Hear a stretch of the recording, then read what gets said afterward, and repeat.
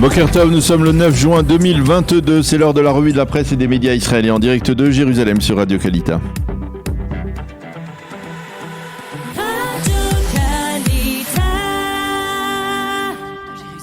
Et l'on retrouve Daniel Haïk pour cette revue de presse à Jérusalem.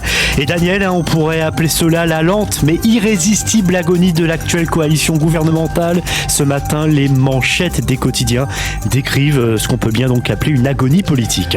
Et oui, effectivement, Christophe, le Yediot Aharonot a choisi de titrer sur la moitié de sa première page ce matin autour des tractations que mènerait actuellement le député Yamina Nir Orbach en vue de rejoindre le Likoud. Il est au bord de la rupture, titre le Yediot Aharonot, qui explique que Naftali Bennett lutte pour qu'Orbach ne rejoigne pas les rangs de l'opposition.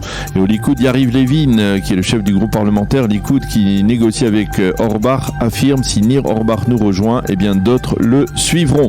Le Israël Hayom titre en manchette ce matin une coalition qui lutte pour sa survie. Et Naftali Bennett estime que la démission de Mazen Ganahem et de Rinaoui Zouabi, si elle devait intervenir, devrait suffire pour persuader Nir Orbach de ne pas franchir le Rubicon.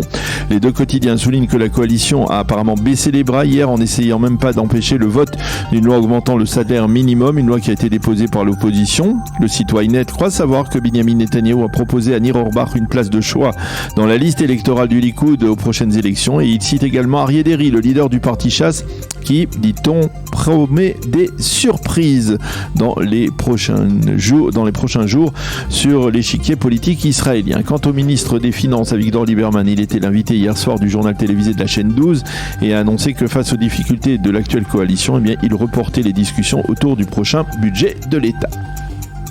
Alors qu'écrivent justement les éditorialistes ce matin, Daniel, autour de ces événements, de ces développements politiques? Et on peut dire qu'ils ne sont pas particulièrement optimistes. Matti Tourfeld dans le Israël Hayom admet que dans les rangs de la coalition, on reconnaît que de facto le gouvernement est déjà tombé, que désormais les leaders des formations qui composent cette coalition hétéroclite vont se livrer à un combat de tranchées pour préserver leurs intérêts en perspective des prochaines élections législatives.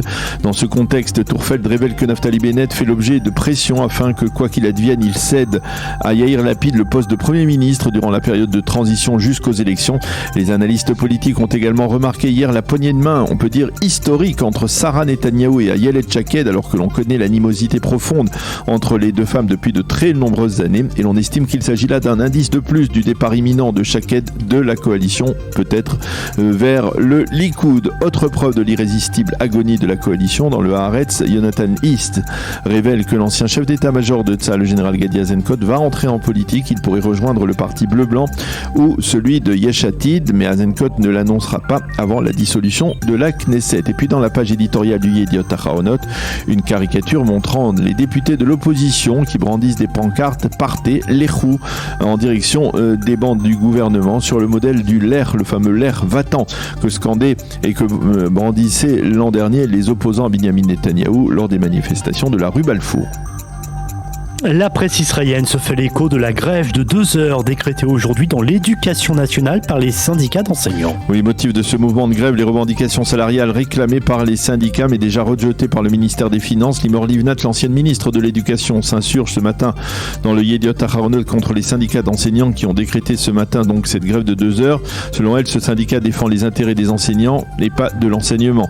Quant à Chen Artisror, toujours dans le Yediot Aharonot, elle revient sur ce mouvement et estime que les parents d'élèves doivent absolument réclamer des comptes à l'État et en particulier au ministère des Finances qui n'accorde pas à l'éducation nationale les budgets indispensables à son développement.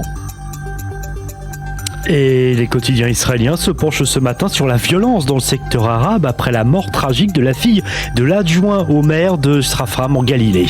Oui, elle s'appelait Johara Khnifas, elle avait 28 ans, c'était une militante druze connue contre la délinquance dans le secteur arabe israélien.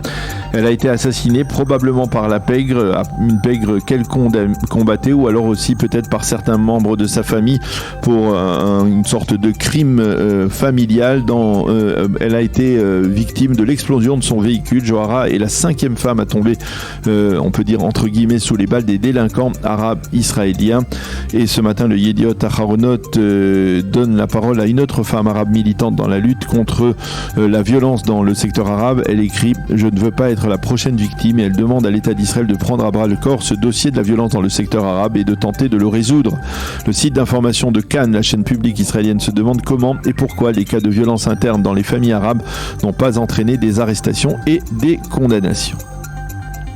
Et à ceux d'entre vous qui préparent actuellement les vacances d'été, le Israël Hayom nous détaille ce matin sur une double page les tarifs exorbitants qui seront en vigueur en Israël cet été. Un exemple, Christophe, si vous souhaitez par exemple passer une semaine du mois d'août en vacances dans l'un des grands hôtels 5 étoiles d'Eilat, et comme par exemple la Reine de Saba, eh bien, si vous êtes un couple et 2 enfants, eh bien, il vous faudra verser la coquette somme de 35 000 shekels pour une semaine, donc dans cet hôtel 5 étoiles, soit 10 000 euros pour une seule petite semaine. Si vous sacrifiez votre confort pour un hôtel 4 étoiles, eh bien, vous devrez tout de même vous alléger de quelques 18 000 shekels, soit 5 000 euros pour une semaine. Et une constatation, ces tarifs incroyables ne dissuadent pas les Israéliens. Le quotidien suggère de réserver au plus vite, si vous voulez passer vos vacances à Eilat en particulier. Pour ceux qui veulent envoyer leurs enfants dans un centre aéré pendant les 2 mois de vacances, il faudra payer entre 450 shekels pour les plus nécessiteux et 2500 pour les centres aérés les plus prisés. Pour ceux qui aient des attractions, eh bien, le quotidien gratuit suggère de chercher sur Internet les promotions qui peuvent s'avérer souvent avantageuses. Et puis nous sommes jeudi et comme chaque semaine désormais, Daniel, vous avez survolé le dernier Actu J qui sort en cette fin de semaine. Et oui, avec à la une un dossier central sur les relations entre Israël et l'Afrique, des relations qui se consolident de jour en jour, on peut dire. On essaiera de comprendre en quoi les accords d'Abraham ont renforcé ces relations avec l'Afrique et dans quel secteur Israël et le continent africain développent leurs relations. L'hebdomadaire revient également sur la mort du Rav Uri Zohar en Israël et interroge le célèbre chanteur francophone Ishaï Ribo. On pourra également lire un article sur le courage de Manuel Valls face à la haine, à consulter donc ce matin, à partir de ce matin dans le Actu J de cette semaine.